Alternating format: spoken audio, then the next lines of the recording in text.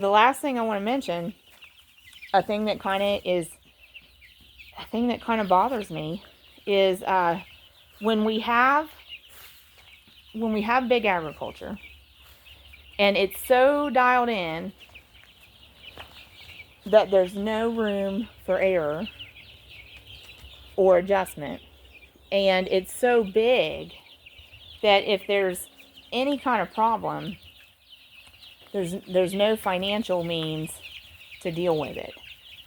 And that happens in big agriculture. Okay? So that's one reason we are a fan of small agriculture. That's one reason we're a fan of wherever you live, think local, okay? And seek out farmers and ranchers and producers that raise animals for meat production, or that grow produce for produce production, or that have dairy cows for milk, or go hunting even, or kind of get together with a buddy of yours that is a hunter. Seek out those local ways to source some food, because then we support small agriculture. Okay, so let me just try to summarize what got me upset about big ag this past week. So in the Midwest of the United States of America, there was a poultry company, and a lot of these poultry companies that are the big names at the grocery stores, they are what we call vertically integrated. And that means the big, huge company owns the operation from start to finish, okay? And so instead of a situation like mine, where like, okay, I'm going to raise 100 chicks in this flock, and the flock before this I raised 400, and the flock before that I raised 400, and the flock before that I raised 400, and the flock before that I raised 200, and the flock before that I raised 100. And all those chickens, the numbers were a little different, but I was rounding down. So all those chickens, okay, my family of 5, our household, my small family farm, all those chickens, we bought all those chicks.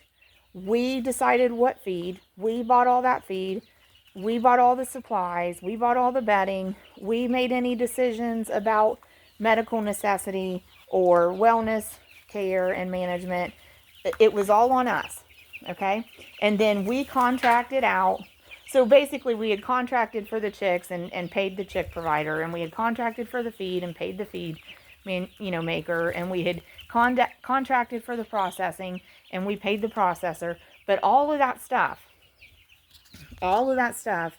we paid for it, and it's coming from the revenue that we can generate from selling the chickens to be able to pay for it, okay? But it's small flocks, and it's manageable. And we as the small family farm, in touch with all these different people, with the hatchery and with the feed supplier and the processor, we are the ones that say, okay, this is how we're going to proceed. Here's what we're going to do.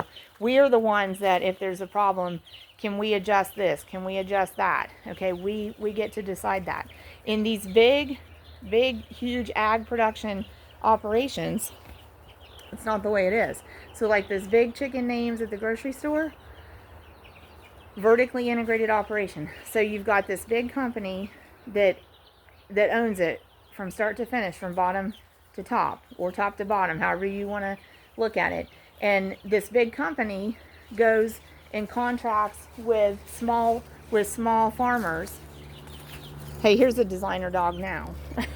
We talked about designer dogs.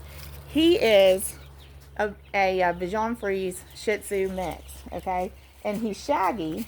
I'll show you again. Look how shaggy he is. Hey, Gussie. Hey, what you doing, Gus? So he's shaggy because he doesn't shed. And because he doesn't shed, he doesn't let go of all that hair. So for us to get him short-haired, we have to go get him a haircut, right? So he's a designer dog, though. A dog should shed. Gus doesn't shed. He's been selectively bred with breeds that, when you combine them, will pass on this trait where the offspring isn't going to shed the hair, okay? So he's Bichon Frise and Shih Tzu, and they call him a teddy bear. And there's like 4 combinations of breeds that can be a teddy bear dog, and that's him. And it's all kind of mysterious. It's kind of how these Cornish Rock Cross meat chickens. There's like maybe 4 breeds that combine, and you got to do this formula over 7 or 8 generations, and then you get a Cornish Rock Cross meat chicken. Okay, you know, we can't really do that on farm. That's why we contract with a hatchery. Okay, here's the chicks we want for 2024. Here's the dates we want them. Here's the quantities we want them. There you go. Okay, so with these big chicken companies, so they go contract with a small farmer, and that's how we can kind of label it that it's, you know, it's raised by a small farm. But they contract with a small farmer and say, I think this is how it works. Like, we're going to pay you X amount of money per bird that makes it successfully through production.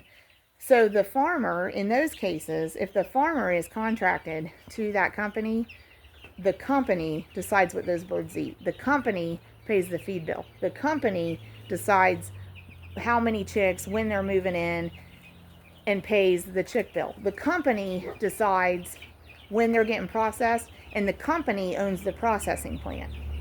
And the company says this is when they're moving out, they're going to processing. Okay, so the company owns everything. Okay, so let me put this problem in front of you. So let's say that we're a farmer contracted to a company, and they've brought us 20,000 birds to raise, and we have 20,000 birds in production. And the company brings us all the inputs, brings us the feed, brings us the bedding material, has brought the chicks, brings us the infrastructure, the feeders, the waters, the heat lamps, the heat shields, whatever the heat system is. The company provides it all. And let's say I have 20,000 birds in production. Let's say they're 4 weeks old, and let's say we have 12 more days to go. Now, let's say the company folds. Let's say the company is in millions of dollars of debt, tens of millions of dollars of debt. The company folds. The company can't pay the feed bill. The company can't pay you the bird bill. The company can't afford the processing bill. The company can't afford to run their own processing plant to process the birds. But let's just look at the feed problem. So remember the example was, let's say I have 20,000 birds in production and the feed stops coming. What are you going to do with 20,000 birds a month old that need to eat for 12 more days? What are you going to do? You know, in those cases, the farmer is not already in a routine of going and getting the feed and paying the feed bill, because it was contracted with the company that the company is going to pay the feed bill.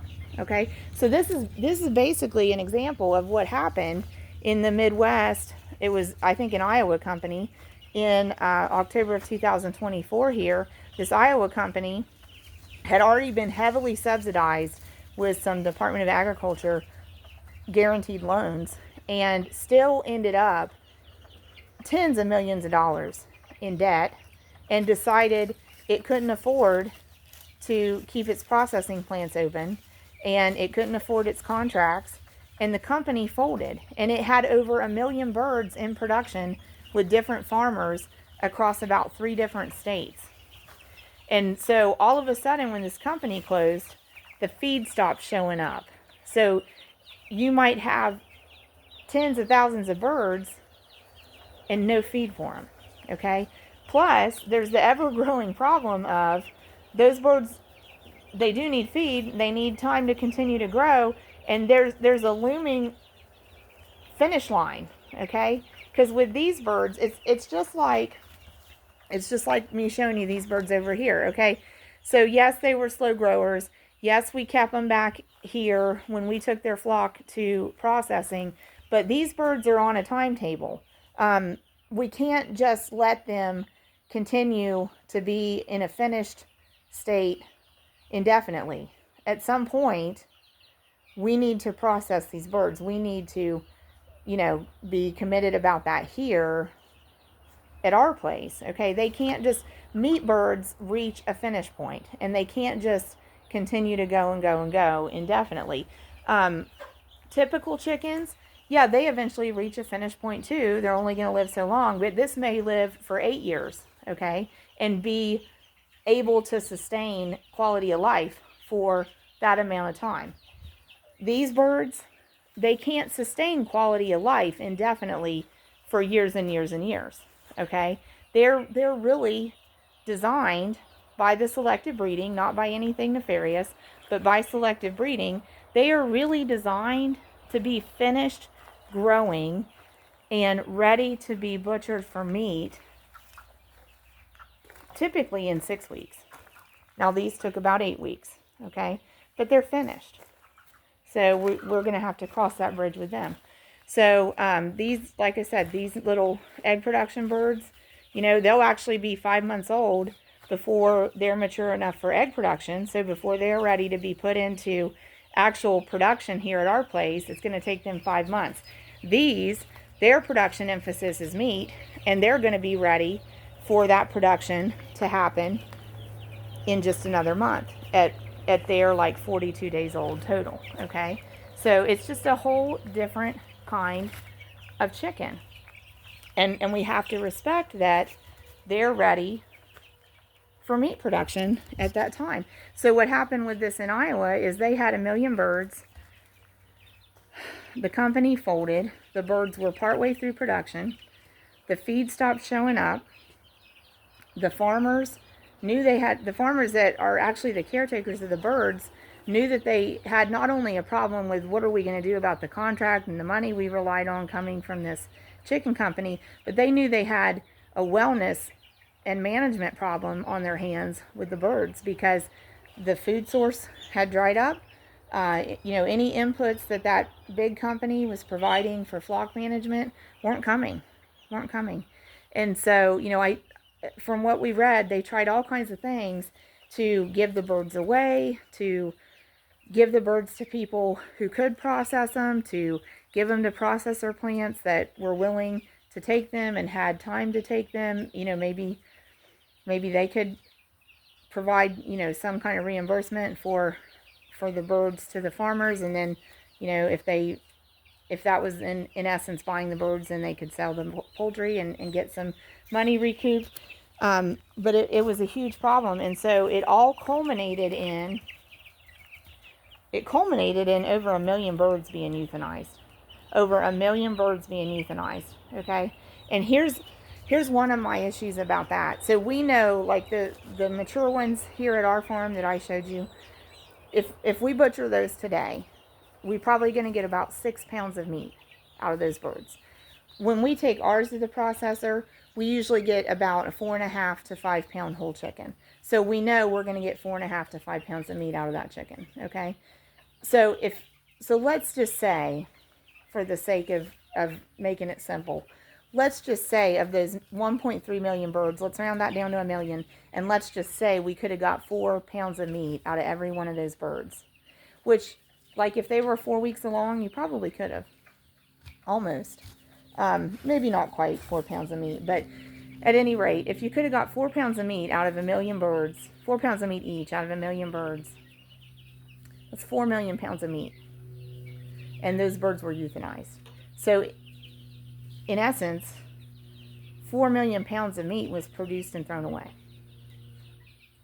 And if you want to hear more about how that might be done, how they might have euthanized them, and what happens then, go back to, we shared a video in the Watch It Later Wednesday from this past week. So that would have been probably October 30th, 2024.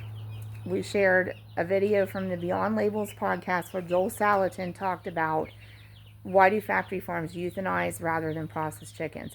And you get it, you get the logic side of it, but, you know, our thing is, does it have to be that way? It doesn't have to be that way. If consumers use the power of their dollar to